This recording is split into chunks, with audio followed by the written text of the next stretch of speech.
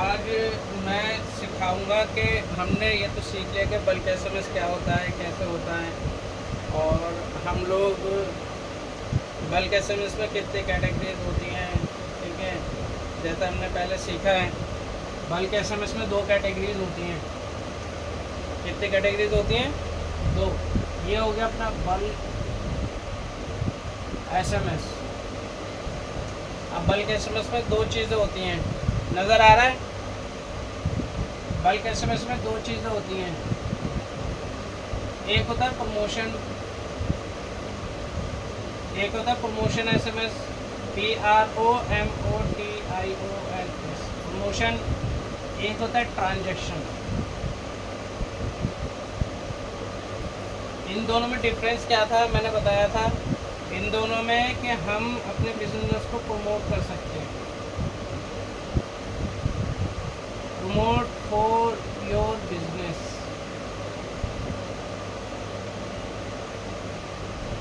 जिसमें हम लोग ऑफर, स्कीम, न्यू प्रोडक्ट,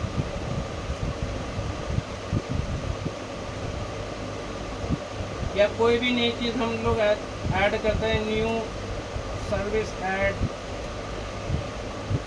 ये सारा का सारा हम लोग प्रमोशन में करते हैं। यानी अपने बिजनेस को मार्केट में ले आने के लिए, लोगों को देने के लिए कि हम क्या क्या सर्विसेज दे रहे हैं, क्लाइंटों को क्या क्या हम लोग कर सकते हैं उनके लिए काम, ये सारी की सारी सर्विसेज यूज़ होती है।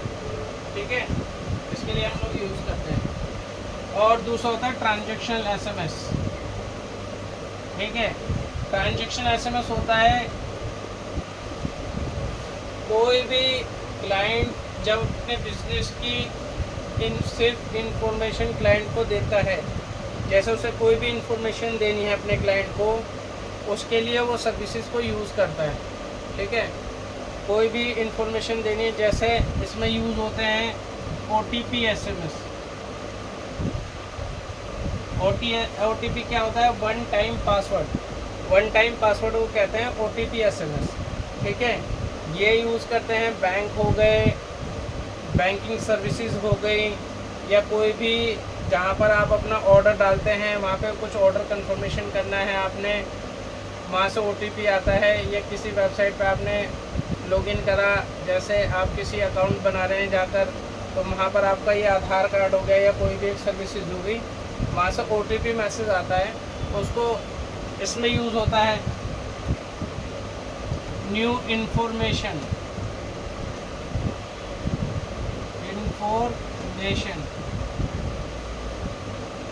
जैसे आपके सर्विस के अंदर कोई भी एक नई सर्विस आई है, उसको आप क्लाइंट को इन्फॉर्मेशन देना चाहते हैं, उसके लिए भी हम इसको यूज़ कर सकते हैं, और न्यू इन्फॉर्मेशन के लिए भी ये यूज़ होती है हमारी सर्विस। ठीक है, क्या हम इसमें प्रमोशन यूज़ कर सकते हैं ट्रांजैक्शनल एसएमएस में? नहीं यूज़ कर सकते। प्रमोशन को हम लोग यूज़ नहीं कर सकते। ठीक है, प्रमोशन इसमें यूज़ होता है, सिर्फ और सिर्फ इंफॉर्मेशन चीज़ें ही जाती हैं इसके अंदर। ठीक है, कोई नया क्लाइंट आपकी वेबसाइट पर आया है, वहाँ पे वो बनाए, उसके लिए यूज़ होता है। हाँ, कुछ पूछ रहे थे, बताओ। ट्रांजैक्शन में सिर्फ और सिर्फ OTP एसएमएस, न्यू इन्फॉर्मेशन, जैसे कोई भी नई चीज़ आई है, अब आपकी सर्विस में नई चीज़ ऐड हो रही है, आप उसकी इन्फॉर्मेशन देना चाहते हो अपने क्लाइंट को। लेट सपोज मैं बात करूं बैंक की, तो बैंक के अंदर नई नई पॉलिसीज़ आती रहती हैं। जैसे 1 तारीख से आपका जो भी आप खाता यूज़ कर रहे हैं, उस पर आपको महीने के कम से कम 3000 पहले चलते थे, अब आज के डेट में आपको 5000 रुपये रखने पड़ेंगे अपने खाते के अंदर। तो बैंक आपको एक एसएमएस भेजेगा, we are inform you from the 1st of August monthly balance is minimum monthly balance is 5000, kindly maintain your account. तो इस तरह की कोई भी इंफॉर्मेशन जब देता है क्लाइंटों को, तो उसको हम ट्रांजैक्शन एसएमएस में काउंट करते हैं। ठीक है, अब इसका क्या फ़ायदा होता है? प्रमोशन के अंदर 5वीं चीज़ क्या आती है कि हम यहाँ पर नॉन डीएनडी नंबर्स को ही टारगेट कर सकते हैं। नॉन डीएनडी नंबर्स क्या होते हैं? जो अपने नंबर को डू नॉट डिस्टर्ब में रजिस्टर्ड नहीं कराते। वो चाहते हैं कि हमारे पास कोई भी प्रमोशन या इन्फॉर्मेशन चीज़ें आती रहें, उसकी वजह से वो अपना नंबर नॉन डीएनडी में रजिस्टर्ड कराते हैं। अब ट्रांजैक्शन में क्या बेनिफिट मिल जाता है कि वो डीएनडी प्लस नॉन डीएनडी दोनों नंबर पे जा सकता है।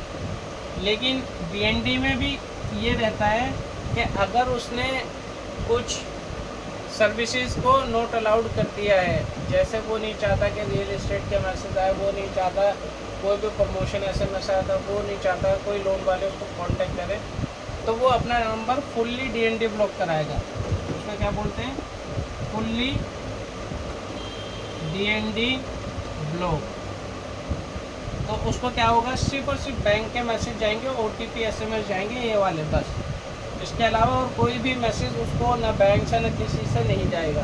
ठीक है, ये ओटीपी वाले एसएमएस जाएंगे और नहीं जाएंगे। अगर वो फुल्ली डीएनडी ब्लॉक नहीं कराता तो जो जो कैटेगरी वो सिलेक्ट करता है, जैसे वो चाहता है रियल एस्टेट के मैसेज आ जाए, वो चाहता है मेरे पास बैंक के मैसेज आ जाए, वो चाहता है मेरे पास इंश्योरेंस के मैसेज आ जाए, तो वो उसको यूज़ कर सकता है। ठीक है, ये होता है इसके अंदर। अब इसमें ये समझ में आ गया जो मैंने बताया अभी? ठीक है, मैं इसको मिटा रहा हूँ। ठीक है,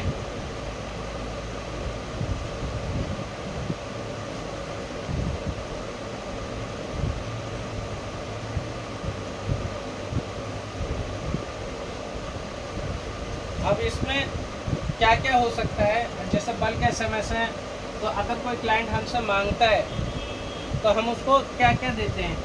सबसे पहले उसको पैनल बनाकर देते हैं। पैनल क्या होता है?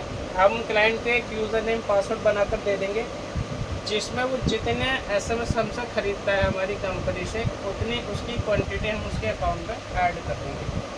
उसने 1 लाख ख़रीदा, 2 लाख ख़रीदा, 10 लाख ख़रीदा, 50 लाख ख़रीदा, जो भी वो क्वांटिटी बाय करता है उसको एक एक्स प्राइस पे हम लोग दे देते हैं। अभी जो प्राइस जो चल रहा है, प्राइस मैंने बताया था 15 पैसे से लेके 16 पैसे तक है पर एसएमएस। अगर वो 1 लाख क्वांटिटी लेता है तो 15,000 16,000 जा सकती है। कम लेता है और ज़्यादा लेता है तो उस हिसाब से चीज़ें बढ़कर आ जाती है। ठीक है, पैनल में हम लोग क्रेडिट डाल देंगे, उसको वो देख सकता है कि कितना मेरा एसएमएस मेरे अकाउंट पे आ गया है, कितना पेंडिंग है, वो सारी की सारी चीज़ें अवेलेबल होती हैं सर्विस के अंदर। ठीक है, पैनल में मिल जाएंगे। अब इसकी वैलिडिटी कितनी होती है? वैलिडिटी इसकी होती है 3 मंथ से लेके 6 मंथ, मतलब 3 महीने से लेके हम लोग 6 महीने तक की क्लाइंट को वैलिडिटी दे सकते हैं, जिसमें वो इसको यूज़ कर सकता है। ठीक है,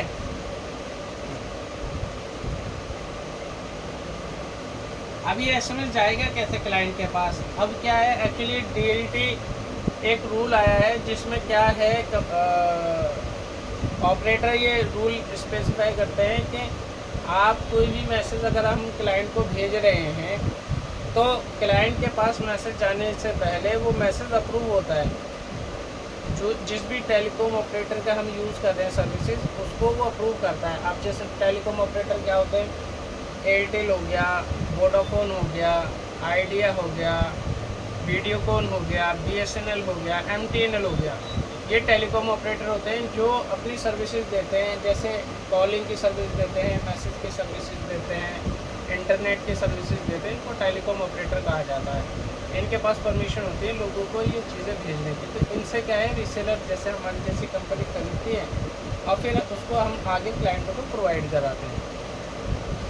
तो अब क्या है कि हम कोई भी, अब जैसे मैं इसका एक पॉइंट यहाँ पे लिख देता हूँ, डीएलटी। अभी मैं डीएलटी का पॉइंट समझाता हूँ।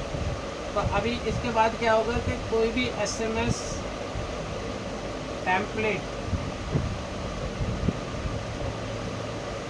कोई भी जो भी एसएमएस टेम्पलेट होगी उसको क्लाइंट को अप्रूव कराना पड़ता है। ठीक है, हम क्लाइंट को कोई मैसेज भेज रहे हैं जैसे हमारे पास ये प्रमोशन आई है, फॉर एग्जांपल जैसे अभी रियल इस्टेट का मैं एक एग्जांपल लेता हूँ। रियल इस्टेट में कोई भी एक बात करें, कोई एक नई प्रॉपर्टी आई है, ठीक है, तो उस प्रॉपर्टी के लिए हम लोग प्रमोशन करना चाहते हैं, मार्केट के अंदर लोगों को भेजना चाहते हैं कि हम लोग उनको भेजें सर्विसेज, क्या क्या वो यूज़ कर रहे हैं, क्या क्या चीज़ आई हैं, तो इसको हम प्रमोशन करते हैं।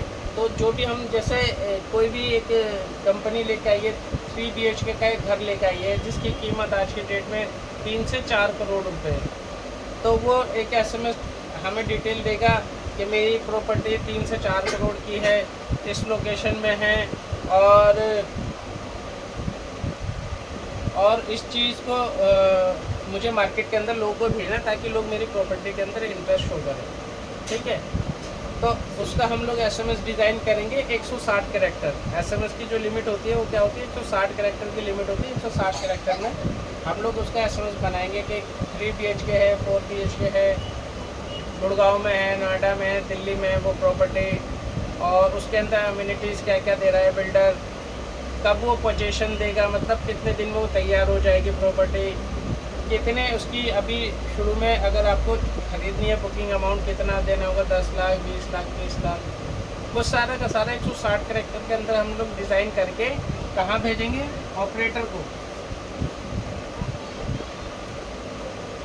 ऑपरेटर क्या होता है, जैसे मैंने बताया, Airtel, Vodafone, idea, Videocon, MTNL, ये कंपनीज को हम लोग भेजेंगे।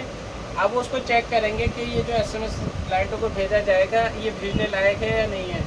अगर उनको लगता है कि हाँ ये प्रमोशन हम लोग कर सकते हैं, तो उसको अप्रूव कर देंगे हमारे DLT पैनल में, उसके बाद हम उसको भेज सकते हैं। ये एक प्रोसेस फॉलो करना पड़ता है आज की डेट में हम सबको। तो हम लोग ऑपरेटर को डालेंगे, वो 24 घंटे के अंदर, 24 से 48 घंटे में उसको अप्रूव कर देते हैं। जब वो अप्रूव हो जाएगा उसके बाद हम उसे कभी भी निकाल सकते हैं। अब वो ये जो प्रमोशन SMS जो जाता है वो सिर्फ नॉन DND नंबर्स पे ही जाएगा। तो नॉन DND नंबर्स पे हम लोग उसको भेजेंगे, DND नंबर्स पे नहीं जाते, क्योंकि उसको सरकार भी, गवर्नमेंट भी अलाउड नहीं करती है। अब वो एड्रेस है इलीगल है, तो हम लोग उसको कर भी नहीं सकते। अब SMS टेम्पलेट अप्रूव हो जाएगा। फिफ्थ ऑप्शन क्या होता है, सेंडर ID। अब ये सेंडर ID भी एक रोल अदा करती है। ये अल्फ़ाबेटिकल होती है। अल्फ़ाबेट जो होता है यानी कोई भी ABCDEFG से नाम से रिलेटेड सेंडर ID उस कंपनी के नाम से बनती है जो DLT में हम लोग डॉक्यूमेंट देते हैं। जैसे फॉर एग्ज़ाम्पल मैं बात करूं, अगर मैंने कंपनी में डॉक्यूमेंट दिए हैं अनुकूल के नाम से अगर मैंने दिए हैं, तो वो सेंडर ID भी अनुकूल के नाम से ही जाएगी। 6 कैरेक्टर, ना 6 से ज़्यादा ना 6 से कम, सिर्फ और सिर्फ अल्फ़ाबेट होंगे, न्यूमेरिक सेंडर ID नहीं जा सकती। उसका एक एग्जांपल मैं भेज दूंगा मैसेज में, तुम देख लेना तो क्या होती है। तो जब ये दोनों चीज़ अप्रूव हो जाती है, सेंडर ID प्लस में टेम्पलेट, ये जब दोनों अप्रूव हो जाएंगे उसके बाद हम उसको कभी भी निकाल सकते हैं अप्रूव होने के बाद, ठीक है। ये हमारा पैनल हो गया, ये हो गया, वैलिडिटी हो गई, ये सारी चीज़ें हो गई। अब क्या होता है,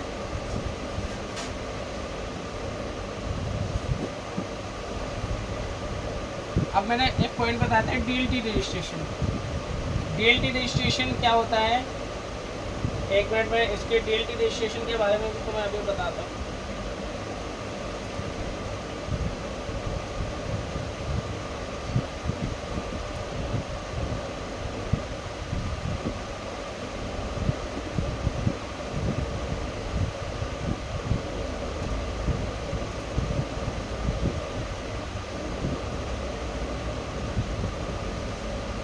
DLT क्या होता है, अगर मैं बात करूँ इसकी फुल फॉर्म की, तो DLT की फुल फॉर्म होती है डिस्ट्रीब्यूट लेज़र टेक्नोलॉजी, ठीक है।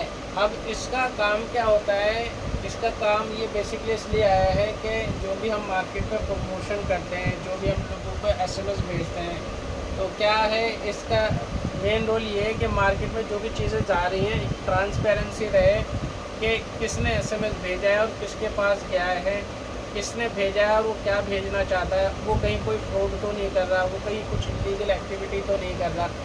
तो उसमें डीएलटी के अंदर जो है 5 चीज़ें ऑपरेटर मांगता है। पहले तो बोलता है सबसे पहला कंपनी की जीएसटी सर्टिफिकेट, आज की डेट में मैंडेटरी है।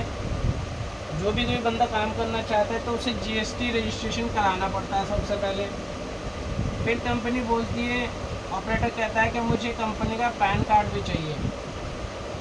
क्या चाहिए? कंपनी का पैन कार्ड। जिसके पास जीएसटी सर्टिफिकेट होगा कंपनी का पैन कार्ड भी होगा, ठीक है।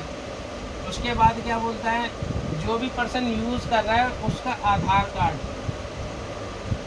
अब जैसे एक बंदा है रवि एसएमएस सर्विसेज खरीदना चाहता है, उसकी कंपनी का नाम है अनुकूल, तो वो अनुकूल कंपनी का जीएसटी की सर्टिफिकेट की कॉपी देगा, फिर उसका वो पैन कार्ड देगा, फिर रवि अपना आधार कार्ड देगा और रवि अपना पैन कार्ड भी देगा।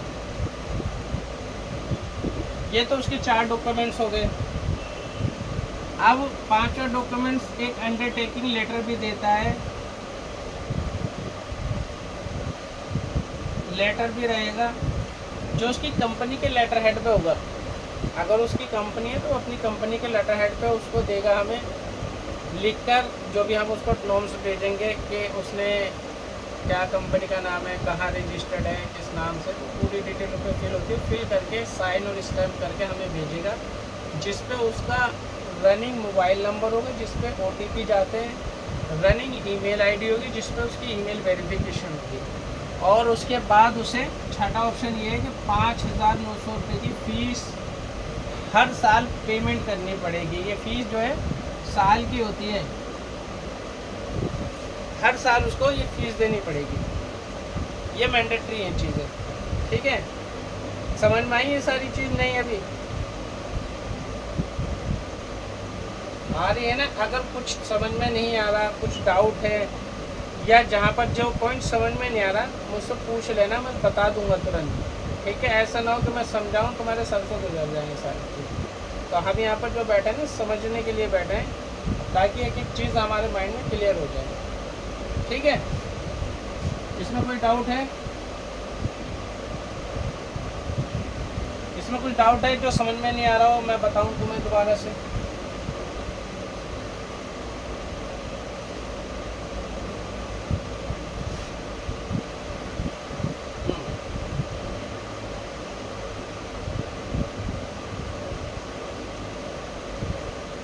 चलो इसके है ना, मैं ऐसा करूँगा, वीडियो भेज दूँगा एक बार बनाकर, तुम्हें समझ में आ जाएगा। इसमें क्या होता है, बल्क एसएमएस में जब हम क्लाइंट को देते हैं, सबसे पहले हम उसको पैनल बना कर देंगे।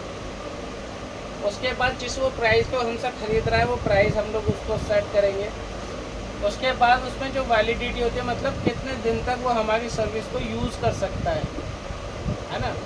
तो इसमें जो टाइम होता है 3 मंथ से लेके 6 मंथ, वो हमारे ऊपर होता है कि हम क्लाइंट को कितने एक टाइम दे सकते हैं।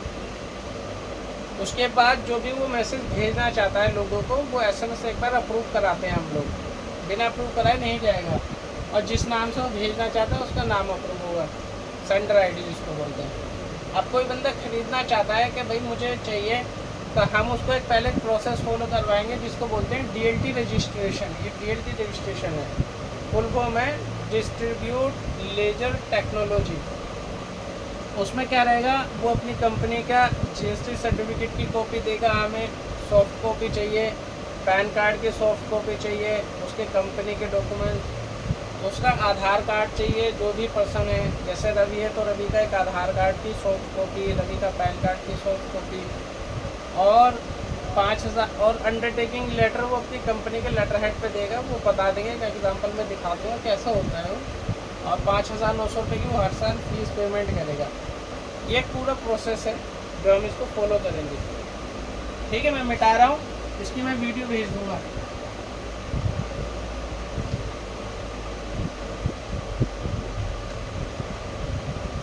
अब हमारे पास हमने ये चीज़ें तो समझ ली, एसएमएस क्या होता है, ये सारी चीज़ें क्या होती हैं, लेकिन बल्क एसएमएस के क्लाइंट कौन कौन से हैं, ये खरीदेंगे कौन कौन, और हम इसको बेचेंगे कैसे?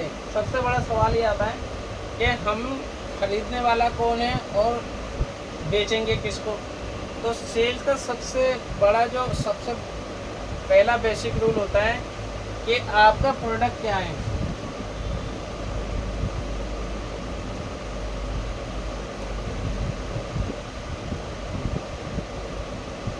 प्रोडक्ट क्या है हमारा प्रोडक्ट है, हमारा सामान है एसएमएस। अब हमें ये देखना है, एक सेल्स टीम वाला ये देखता है कि ये एसएमएस जो है मैं किसको बेच सकता हूँ। अब हम थोड़ा सा माइंड लगाएंगे कि ये बल्क एसएमएस हम लोग किस किस क्लाइंट को बेच सकते हैं।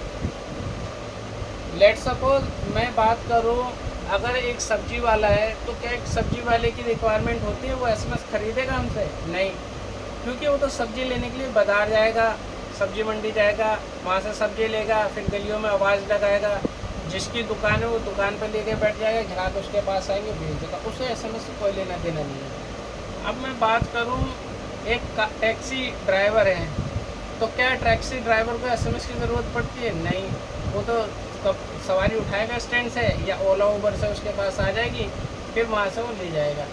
लेकिन एक टैक्सी ड्राइवर को तो ज़रूरत नहीं है, लेकिन ओला उबर कंपनी को ज़रूरत पड़ सकती है। वो कैसे पड़ेगी कि जब भी टैक्सी की बुकिंग कंफर्म होगी, ठीक है, तो एक ओटीपी एसएमएस जाता है क्लाइंट के पास कि आपका ये ओटीपी नंबर है और आपके पास ही इस नंबर की कैब आपके पास आ रही है। या फिर जब वो ओला का ऐप को डाउनलोड करेगा तब उसके पास एक ओटीपी नंबर जाएगा, ओटीपी मैसेज जाएगा उसके मोबाइल नंबर पर वेरिफिकेशन करने के लिए, क्या ये पर्सन सही है जिसने इंस्टॉल करा, तो उसका नंबर वेरीफाई होता है। तो अब हमारा क्लाइंट टैक्सी ड्राइवर तो नहीं है, लेकिन हाँ उसकी कंपनी जो है ओला उबर वो हमारी क्लाइंट है, हम उसको एसएमएस भेज सकते हैं। ऐसे ही दूसरे क्लाइंट कौन हो सकते हैं? जैसे रियल एस्टेट वाले हो सकते हैं।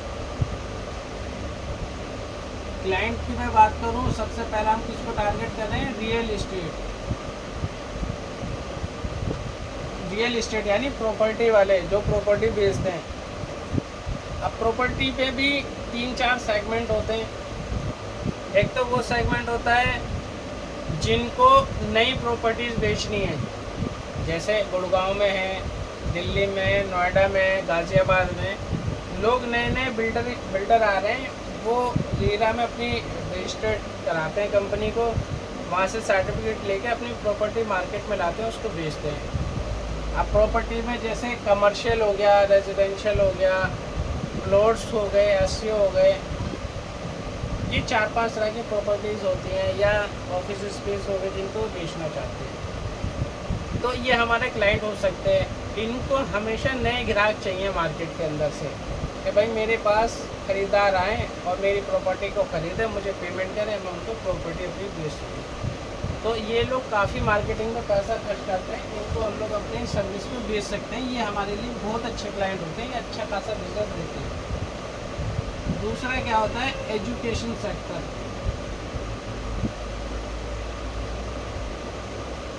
एजुकेशन में बहुत सारी चीज़ आ सकती हैं, स्कूल आ सकते हैं, इंस्टीट्यूट आ सकते हैं, ठीक है, कोचिंग सेंटर आ सकते हैं। इनके पास नए नए कोर्सेज आते हैं, नए नए ये अपने क्लाइंटों को या स्टूडेंट को इन्फॉर्मेशन देते हैं, कोई भी चीज़ सिखाते हैं उसकी ये चार्ज लेते हैं। तो ये भी हमारे लिए एक अच्छा क्लाइंट हो सकते हैं। स्कूल के लोगों को एडमिशन चाहिए होता है, जैसे दिसंबर जनवरी लगती है तो उनको चाहिए कि बच्चे हमारे पास आएँ, हमारे स्कूल में दाखिला लें, उनको हम लोग भेजें। आप स्कूल से निकल के बच्चे जाते हैं तो कॉलेजों में जाते हैं, कॉलेज वालों को चाहिए कि नए नए बच्चे जिन्होंने 12वीं पास करी वो हमारे कॉलेज में दाखिला लें, हम उनको पढ़ाएं, ठीक है। ऐसे कोर्सेज़ वाले होते हैं कि 12वीं पास कर ली, कुछ बच्चे नए कोर्सेज में लग जाते हैं, जिससे डिजिटल मार्केटिंग हो गया, CA के कोर्स हो गए, जावा के कोर्स हो गए, डॉट लैंग्वेज हो गई, या बहुत सारे कोर्सेज़ हैं, वो उसको करना चाहते हैं तो कॉलेज में बहुत सारे कोर्सेज होते हैं, हम कर सकते हैं। तो ये भी हमारे क्लाइंट हो सकते हैं। एक मैंने बताया था इमिग्रेशन।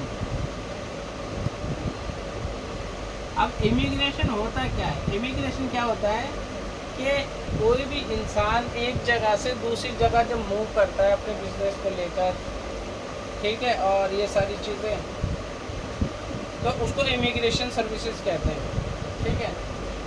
इमिग्रेशन में बहुत सारी कंपनी डील करती हैं। लेट सपोज मैं बात करूँ WWICS हो गई, एक अच्छी खासी कंपनी है, वो लोगों को कनाडा और ऑस्ट्रेलिया में परमानेंट रेजिडेंसी दिलाते हैं, नौकरी दिलाते हैं, ये सारी की सारी चीज़ें वो लोग करते हैं, ठीक है। तो ये इमिग्रेशन सर्विसेज हो गई जो लोगों को बाहर भेजते हैं, और उनका एक प्रोसेस फॉलो होता है, काफ़ी अच्छी कंपनीज होती हैं जो लोगों को बाहर भेजती हैं। तो ये भी हो सकती है हमारी, इनको भी हम लोग भेज सकते हैं। अब बात करें जैसे इवेंट और हॉस्पिटैलिटी, हॉस्पिटल्स भी होते हैं, हॉस्पिटल भी हमारी सर्विस को ले सकते हैं। उनके पेशेंट आ रहे हैं, उनको कोई इन्फॉर्मेशन देनी है, उन्होंने कोई नई टेक्नोलॉजी लेकर आए हैं, लेज़र ट्रीटमेंट लेकर आए हैं, तो वो भी अपनी सर्विसेज को देते हैं, वो भी SMS लेते हैं, उनको भी हम लोग दे सकते हैं। टेस्ट ट्यूब बेबीज हो गए, तो टेस्ट ट्यूब हॉस्पिटल्स होते हैं, वो भी हमारी सर्विसेज के अंदर आ सकते हैं, उनको भी हम लोग। अब बात करें e commerce website, e commerce website. अभी ई कॉमर्स वेबसाइट क्या होती है, मैंने बताया था इसके बारे में, याद है कुछ, क्या बताया था? ई कॉमर्स वेबसाइट वो होती हैं जो जिनके पास, जैसे फ्लिपकार्ट हो गया, अमेज़न हो गया, मतलब क्या होता है, इनकी अपनी कोई दुकान नहीं होती, ठीक है, इनकी अपनी कोई दुकान नहीं होती, ये एक वेबसाइट बनाते हैं, वहाँ पे डिफरेंट प्रोजेक्ट को रख देते हैं। रखने के बाद क्या करते हैं कि वहाँ से लोग उनकी वेबसाइट पे जाते हैं और उसको सामान को जो उनको पसंद होता है उसको वो खरीदते हैं,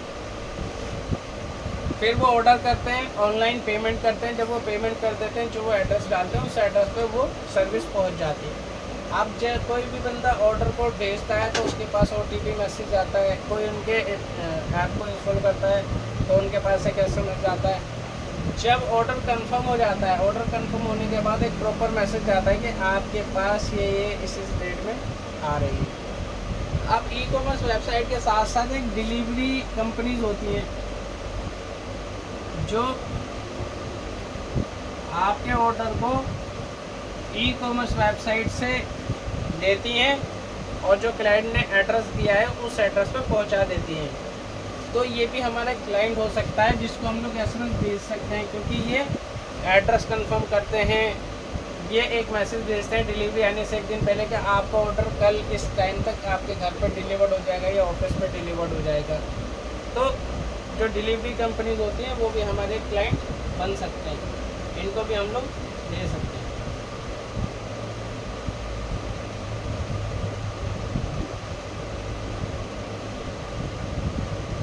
हेल्थ केयर प्रोवाइडर, अब हेल्थ केयर क्या होता है?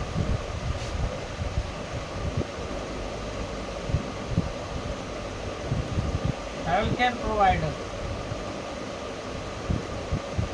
हेल्थ केयर प्रोवाइडर में क्या होता है, जो भी मेडिकल से रिलेटेड सर्विसेज हैं उनको हेल्थ केयर में हम लोग ला सकते हैं। जैसे हॉस्पिटल हो गए, कोई क्लिनिक है, कोई मेडिसिन ऑनलाइन डिलीवर्ड करता है, ठीक है, ये हेल्थ केयर प्रोडक्ट के अंदर आ सकते हैं।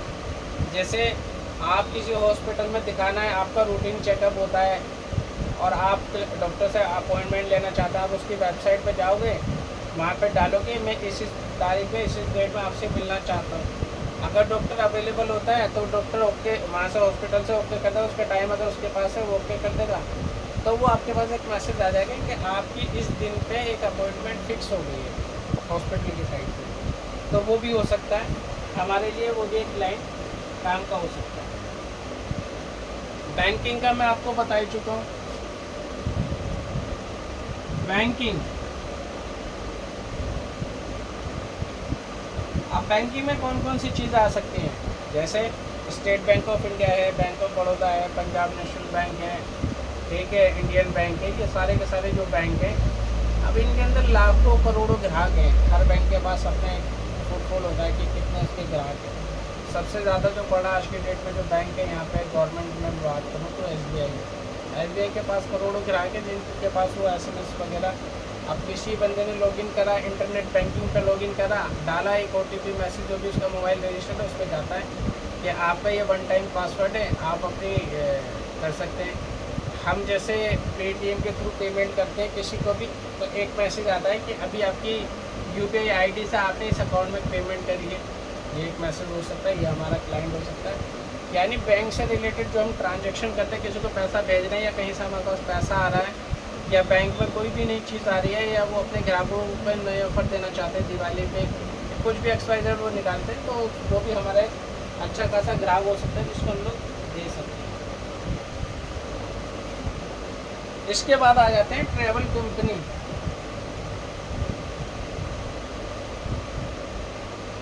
ट्रैवल कंपनी, ट्रैवल कंपनी जैसे अब कई कंपनी ऐसी होती हैं जो लोकल में लोगों को इंडिया के अंदर टूर एंड ट्रैवल का पैकेज देते हैं। कुछ ऐसी कंपनीज होती हैं जो इंडिया से बाहर लोगों के लिए ट्रैवल असाइन कराते हैं, जैसे उनका टिकट बुक कराना, वो किस लोकेशन पर जाना चाहते हैं, होटल कितने दिन के लिए बुक होगा, कब वो वापस आएंगे, वो सारी की सारी क्या खाना खाएंगे, कहाँ पर खाना खाएंगे। तो ट्रैवल एजेंट का काम होता है अपने ग्राहक के लिए पूरी ट्रिप को मैनेज कर देना, ताकि उसे वहाँ पर आने जाने में कोई दिक्कत ना हो। तो ट्रैवल कंपनी होती है वो उसका चार्ज करती हैं, तो वो कई बार प्रमोशन भी कराते हैं। अब जैसे छुट्टी आएंगी बच्चों की, गर्मियों की छुट्टी होंगी, तो सबसे ज़्यादा काम ट्रैवल कंपनियों को होगा, उनको टाइम भी नहीं मिलेगा, वो लोगों को भेजना चाहेंगे, लोग जाते हैं तो वो बुक कराते हैं उनसे। तो ये सारी की सारी चीज़ें, ये भी हमारा क्लाइंट होता है, इसको भी प्रमोशन की जरूरत है। तो एक मोटा मोटा ये कुछ एक क्लाइंट है, वो तो धीरे धीरे डिफरेंट क्लाइंट हैं। पेस्ट कंट्रोल कंपनी होगी, पेस्ट कंट्रोल नाम सुना है पेस्ट कंट्रोल का?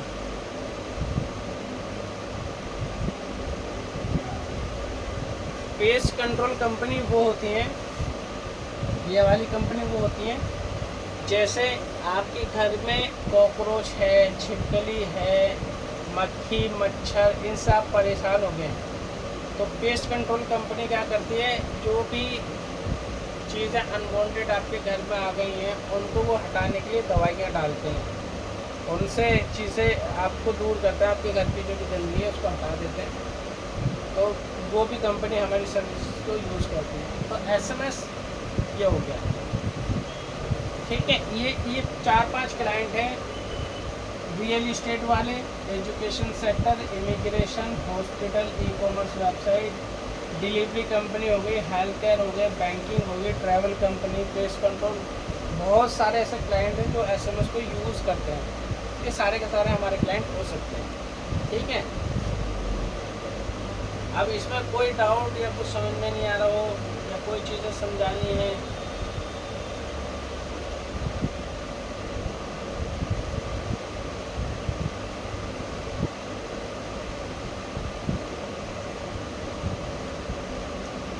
हैं?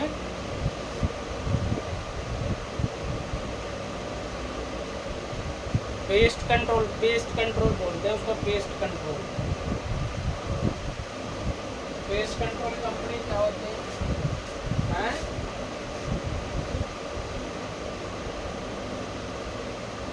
पेस्ट